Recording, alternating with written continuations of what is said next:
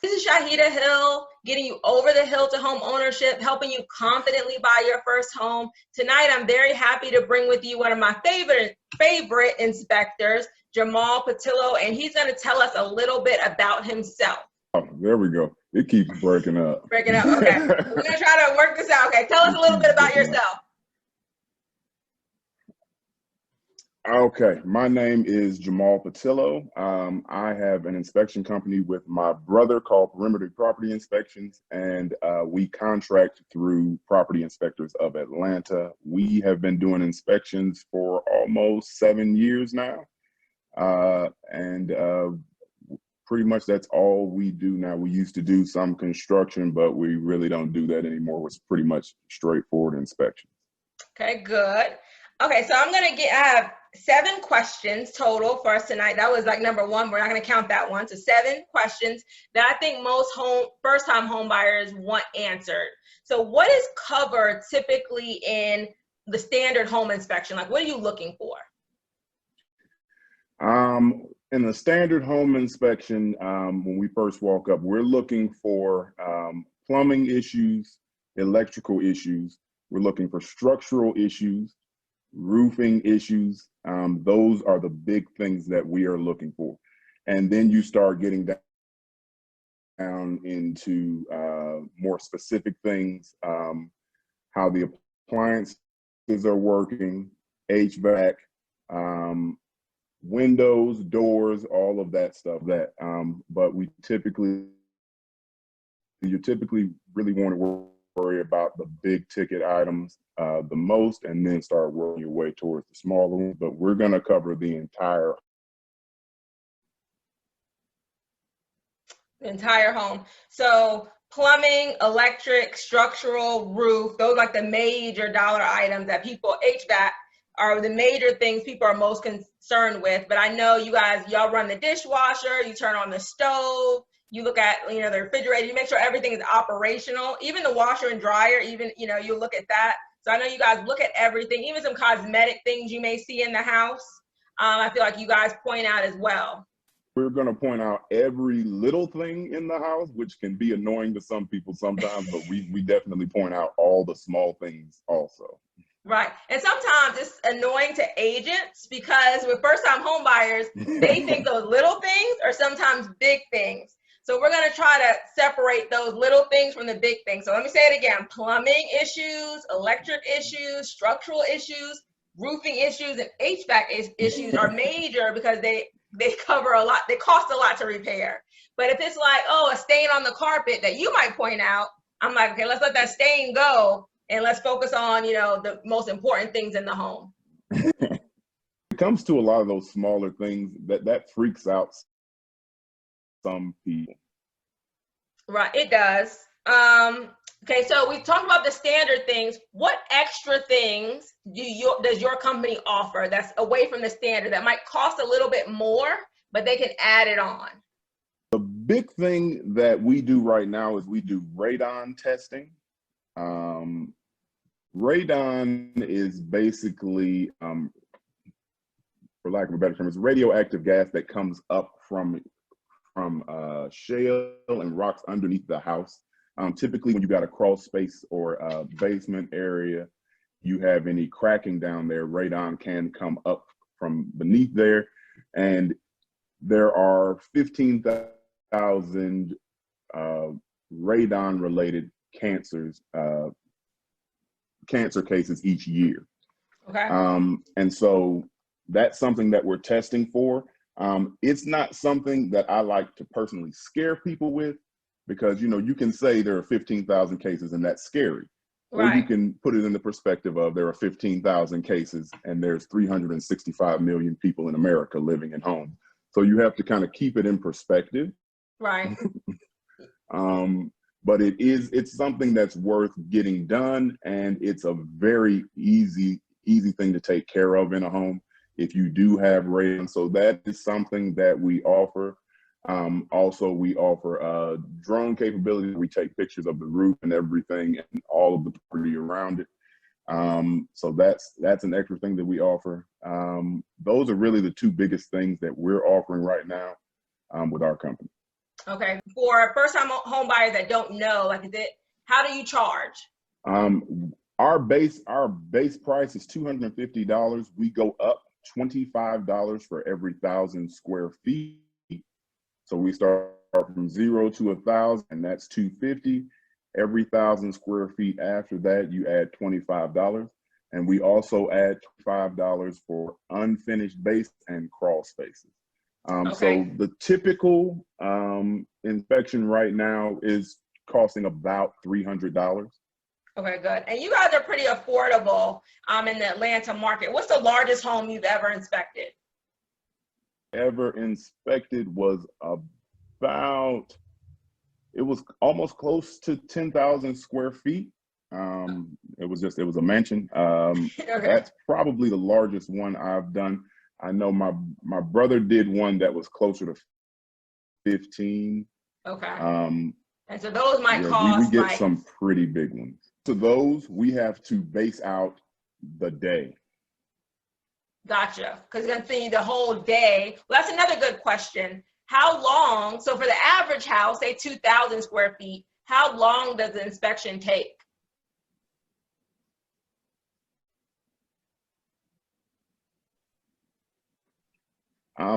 Typically, an inspection will take for your average square foot, 1.5 to 3 hours, depending on how many issues we start finding. If it's a really clean house and I'm not finding a lot of issues with it, then you're closer to that 2.5 mark. If I start finding a lot of issues, what I try to tell people is, for every issue that I find, especially larger ones, add 15 minutes to the inspection. So Okay. the more issues I find, the longer the inspection starts to go, because I not only have found an issue, I need to source it out and figure out what's causing that issue.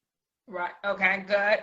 That's good to know. So whenever you inspect, talking about issues, whenever you inspect a home and you're seeing all these issues and all these things you have to source and figure out what's wrong with the house, have you ever just told a potential buyer, don't buy this house, walk away from it?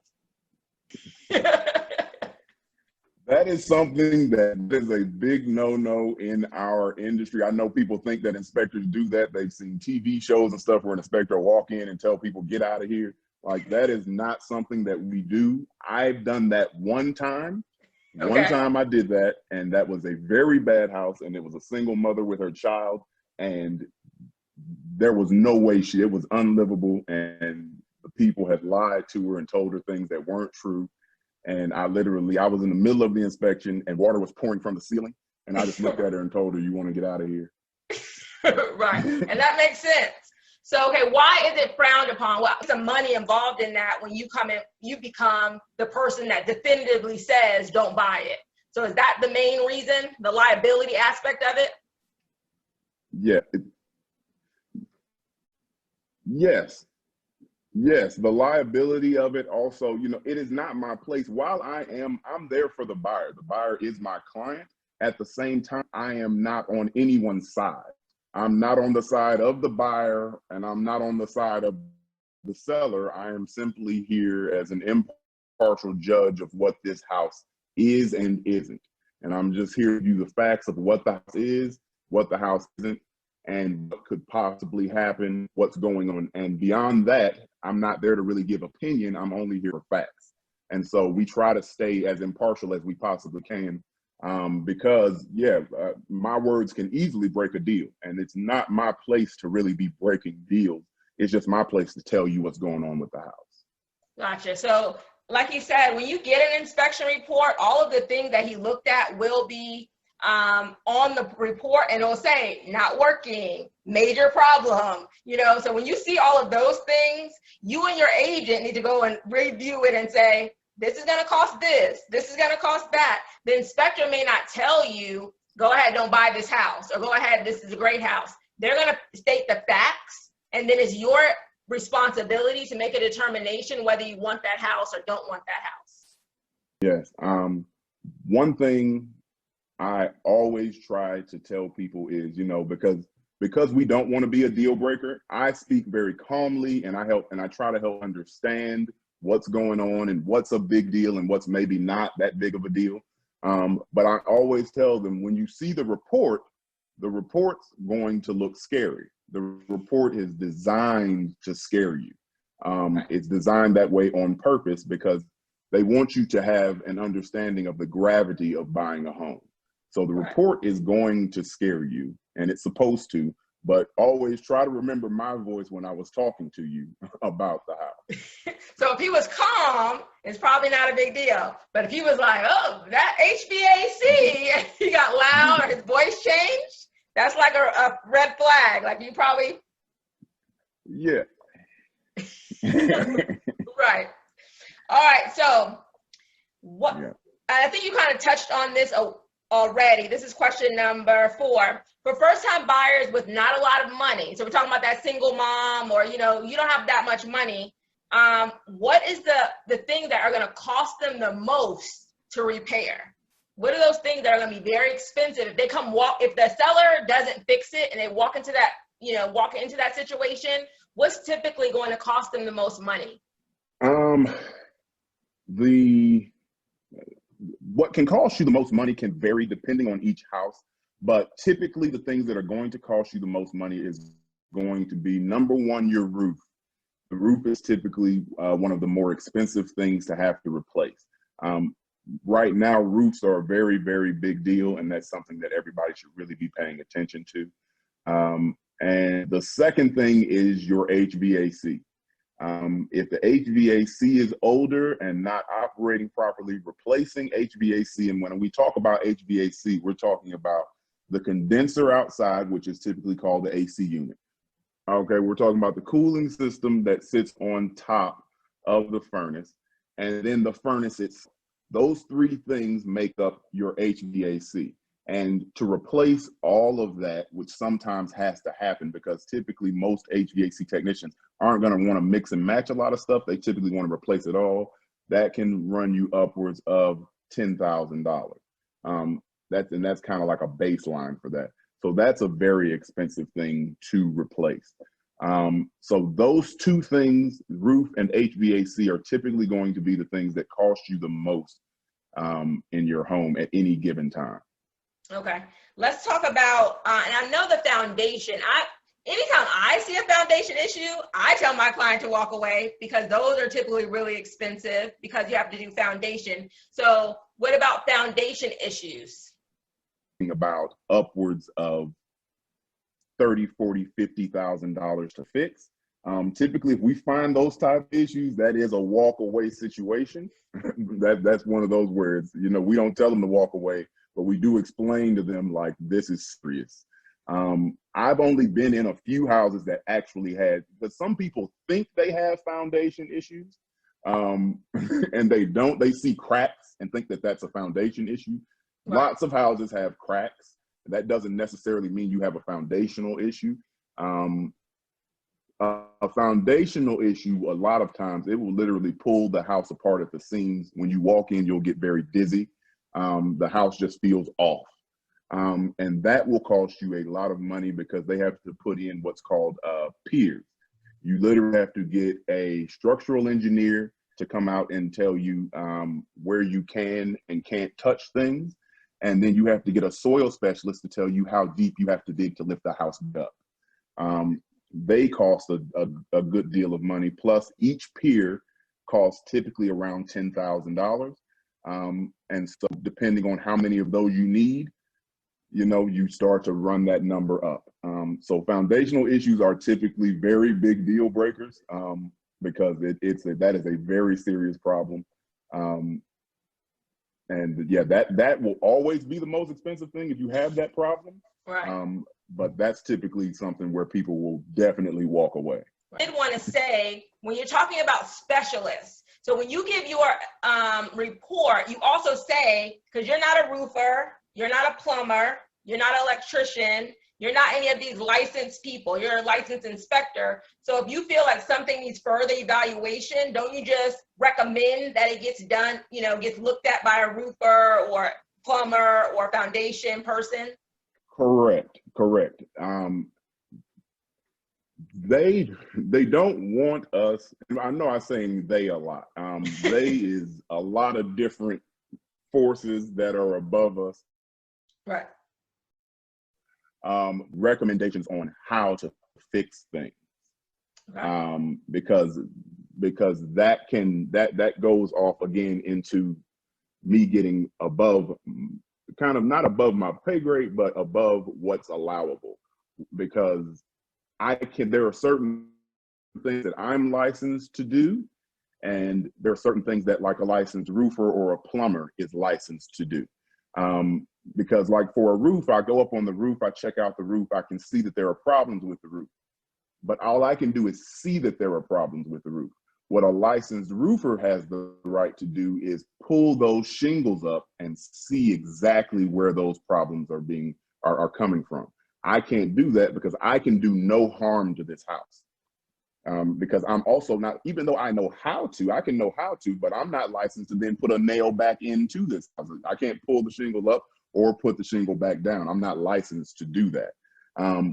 So when it comes to that type of stuff, we then recommend that another licensed technician, a licensed plumber, a licensed HVAC technician, a licensed roofing technician, a licensed contractor,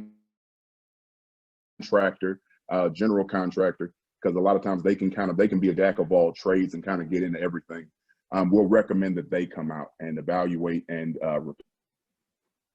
Okay, good. And that's good to know. And what he's talking about, because the same thing with real estate agents, when you start asking me questions that are like law questions, then I'm going to tell you to consult an attorney because that's limited to what I can say. And my broker, who's over me, probably like your insurance company or whatever, if I was to give legal advice, now she's liable for whatever I said. You don't want to start guessing, and then that buyer does things from your advice, and it's wrong.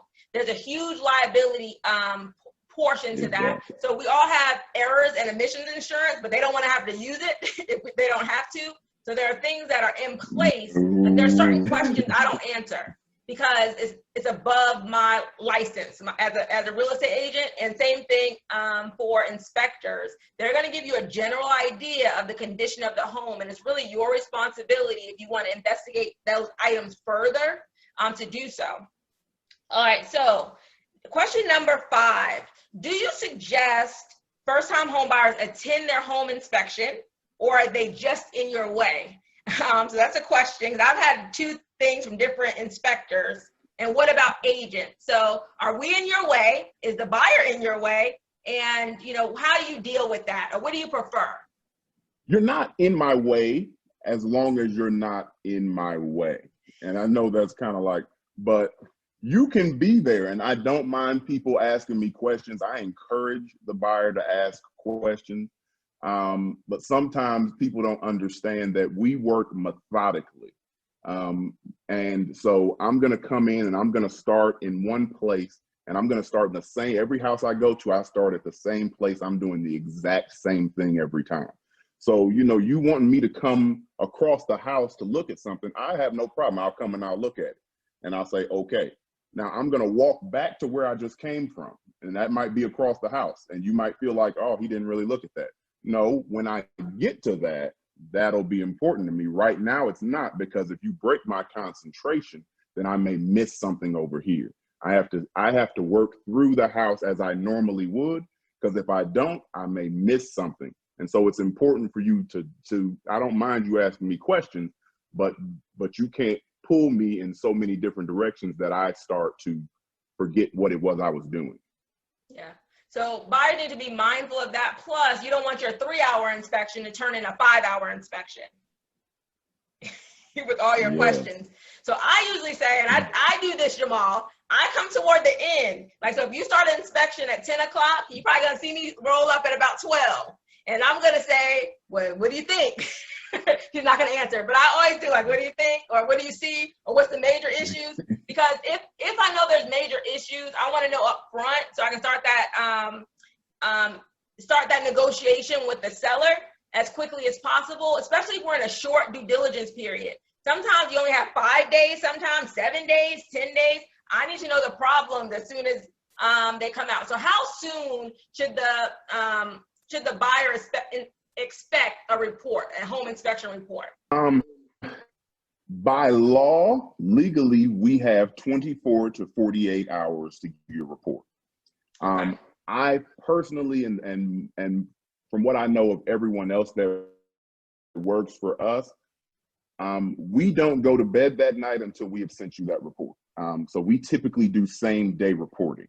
Um, it's like you said, you're on a short due diligence. You really need to get this stuff moving, and sitting on the report for days at a time just isn't good business.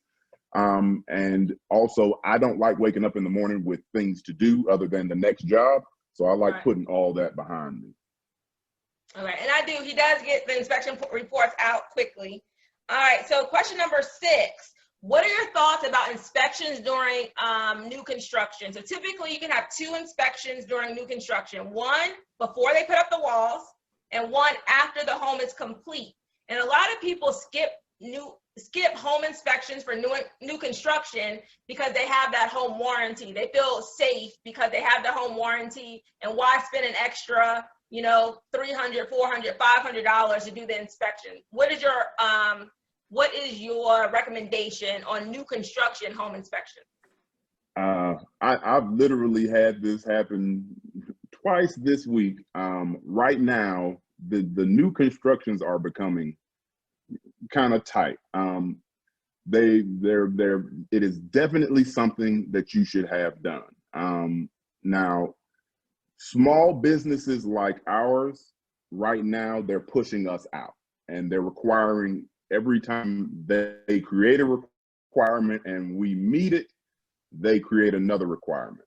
And so for us right now, it's not worth it for us to be carrying as much insurance as we're carrying and all the different certifications that we're carrying on a monthly basis, to do new construction. My suggestion to people is, there are larger firms that do carry all the insurance and all the certifications that are needed to get your inspection done.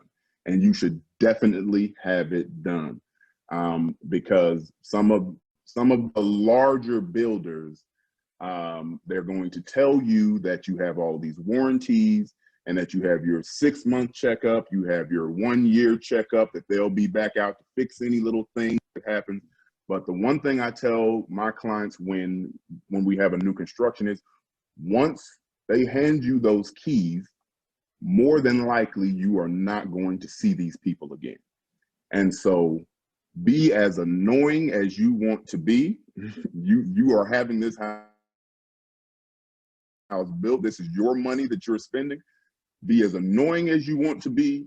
Be as obstinate as you want to be.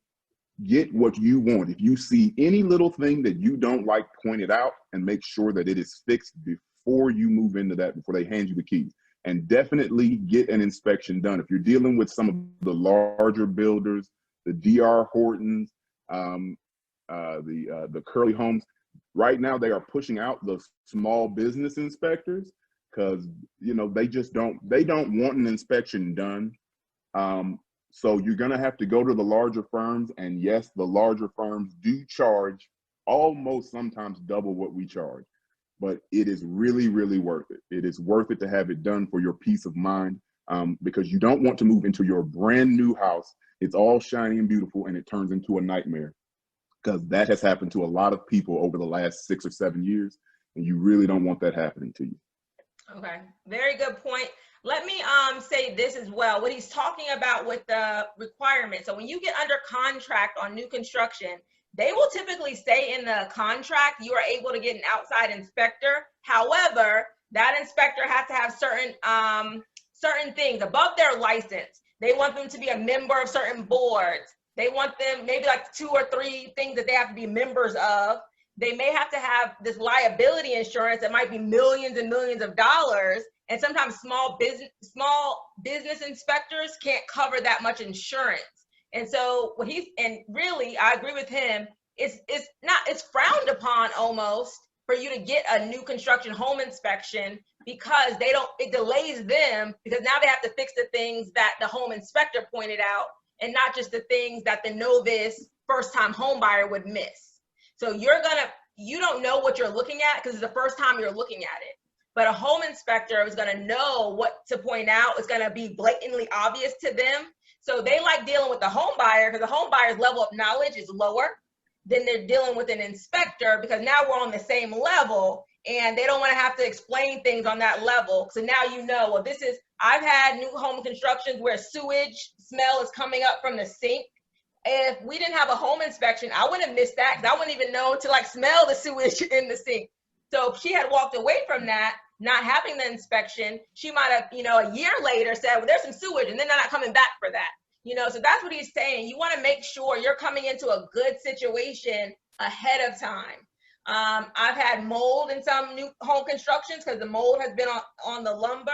So there have been things that the home inspectors have pointed out that the builder never would have pointed out if they weren't, if or not that home inspection that happened before the builder walked through. So it's very important for you to have a professional set of eyes on the house prior to the builder, or, you know, before the builder walks you through the final house. We are ready for our last question, Jamal. What is your #1 tip for first-time home buyers in home inspections? My #1 tip to people, and I actually came up with this about 5 or 6 months ago. I was on the 3rd house that I was doing with this lady, and she was just kind of trying to figure out, how am I going to find a good house? Right. And I sat on the phone with her for about an hour, and I told her what to look for when her agent took her back out. And okay. It's, you don't go to the house and start moving your furniture in. You know, never go to the house. People walk in and they see where their furniture is going to go, and they see the shiny things over here, and this looks nice, and look at these doorknobs, and look at these cabinets that they put up, and they got real appliances in here. Ooh, this is all so pretty. But it can be really pretty, but then I walk in and I break your heart when I tell you this house is not truly livable. You want to be looking at, when you first walk up, take a look at the roof. Right now, roofs are becoming deal breakers. Insurance in Georgia does not want to cover anybody's old roof. They don't want to pay for a roof. And so more and more roofs are becoming deal breakers. If you have a roof that's over 15, and I'm talking to sellers also now, you have a roof that's over 15 years old, replace that thing if you're talking about putting it on the market, because your house is going to sit if you have an older roof. Insurance does not want to cover any roof right now. Right now, their line of delineation is about 13 years. So they're stopping at 13 years, and they're not really wanting to cover anything past that.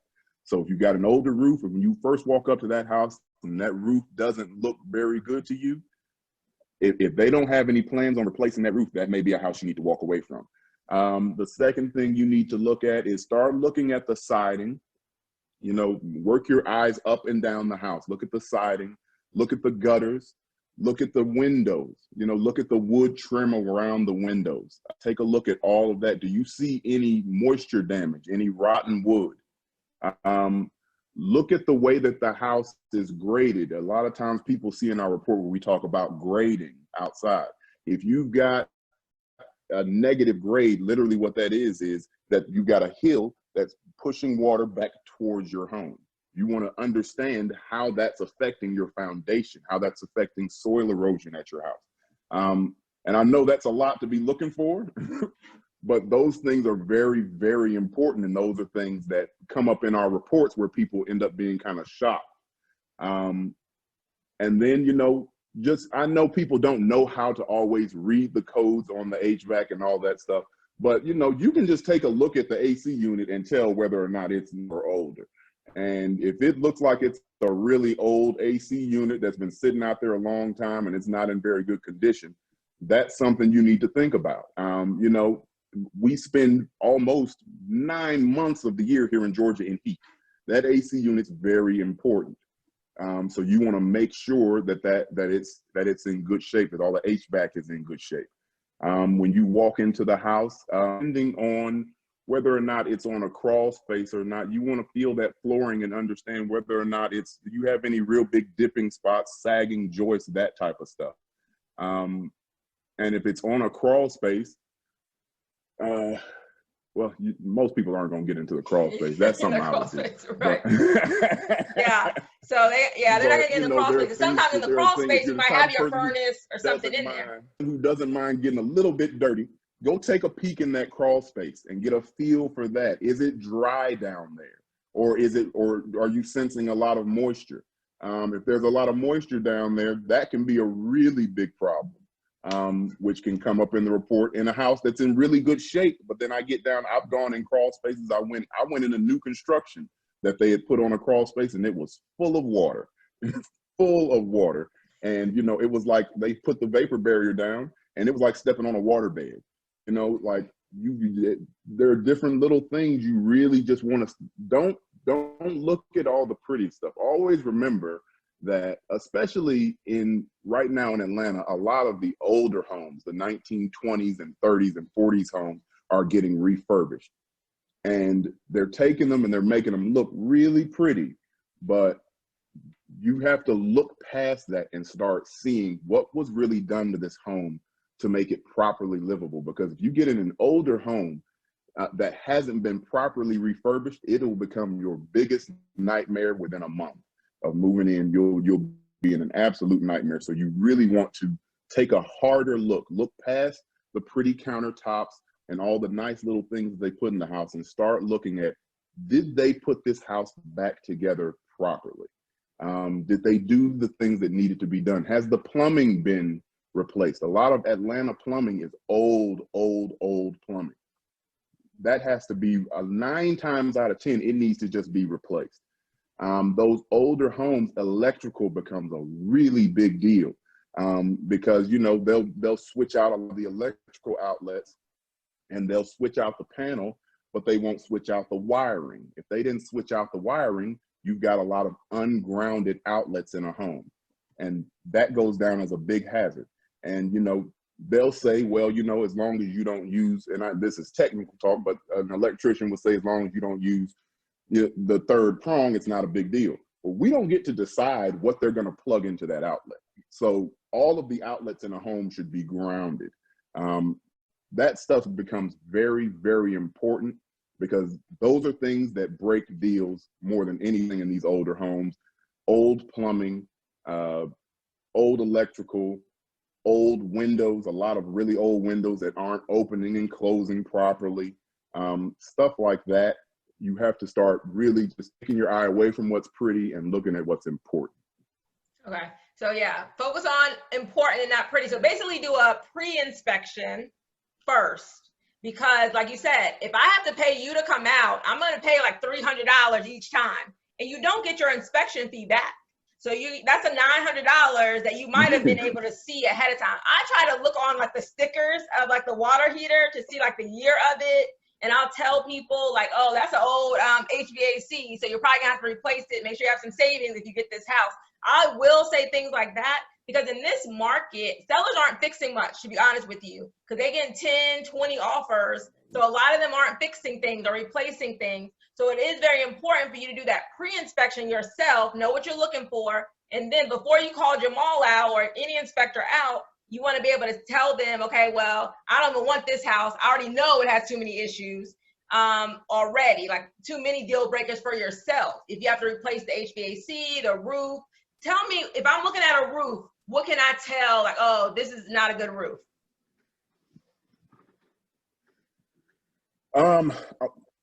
The easiest way to, it's kind of hard, because you kind of have to get up close to it to really make a real determination. But if you see what's called curling on the roof, unless it's so on 3-tab, which contractor's grade, everything should be flat. It should be flat all the way across. It should be smooth across. You shouldn't see any curling. Curling is where the edges of those shingles start to curl up a little bit. You shouldn't see any of that. You shouldn't see any nail popping.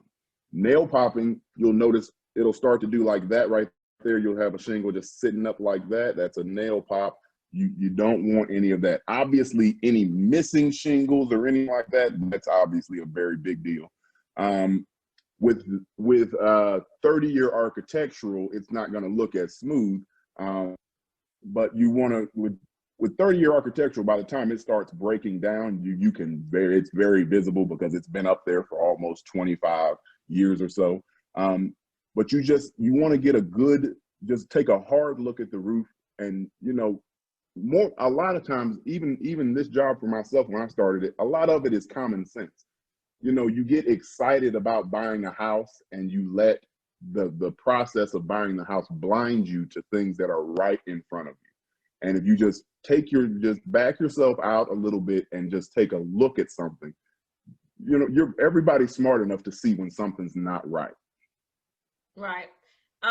This is my last question. I just thought about this because you mentioned it before, where a first-time home buyer, they're finished, they bought the house, they closed, and then they call you about when their water heater went out or something like that. So after you do your inspection, don't be calling Yes. Jamal and saying, well, Jamal, my water heater not working anymore. Like, you're not that person. So tell people, like, after you're done, you're done. No. Call me and they're just like, hey, 6 months later, hey, I got a leak in the basement. And they're just like, well, what do I do? You didn't put that in your report. Well, that was 6 months ago. And what you need to do is call a plumber out there to fix it. And they were just like, I don't understand. They're like, remember when you lived in that condo? And they're like, yeah, and something would break. And they're like, yeah, and who would you call? The landlord. I'm like, you're the landlord. This is your house now. You need to always have money put aside to fix things, because a house is an investment. It is a living, breathing organism. I know it doesn't feel like it, but it really is. And it's going to move, it's going to shift, it's going to do all different types of things. And you need to be prepared at all times, because I always tell people, keep about $2,000 in an account that you do not touch. That money is just for repairs on your home, unexpected repairs. Because when something goes wrong, the longer it sits, the worse it's going to get. And it's going to call each day that it sits, it's costing you more money. So you want to be able to fix whatever's wrong right now and then go on. So always keep money in an account so that you can fix things. Understand that things are going to happen in a home. When we come in, we do the inspection. This is a snapshot of the home that day. I come in and I'm going to stress test the house. I'm going to push it to its limits. When people ask me all the time, when I come in, I run the water for an hour and a half, 2 hours. I'm pushing water through the pipes. I've got every light on. I've got the heat going, the air going. I've got the oven on. I'm pushing the house to its limits to see what it can take and to see where its breaking point is. But beyond that, tomorrow, this house might do something different. And you have to understand that that's what buying a home. You are a homeowner, and being a homeowner, you have to take care of your home. Yes. Well, that's a great way to end. And I think that makes you, guess what? You're the landlord. You got to fix it. Thank you so much, Jamal. Yes. Thank you so much, Jamal, for joining me. You are very welcome. Thank you so much. All of Jamal, I'll put your information on the bottom, but how should they reach you? What's the best way? Call me on my cell. I answer my phone 24/7, 365. I am a small business owner, so I am always on the clock. All right, and if you're in Atlanta, don't call him if you're in New York or California trying to get your home inspected, unless you're gonna fly him out. So go ahead. If you're in Atlanta and you want to use Jamal, he is excellent. I'll put his information on the bottom. And thank you so much for joining me. You are very, very welcome.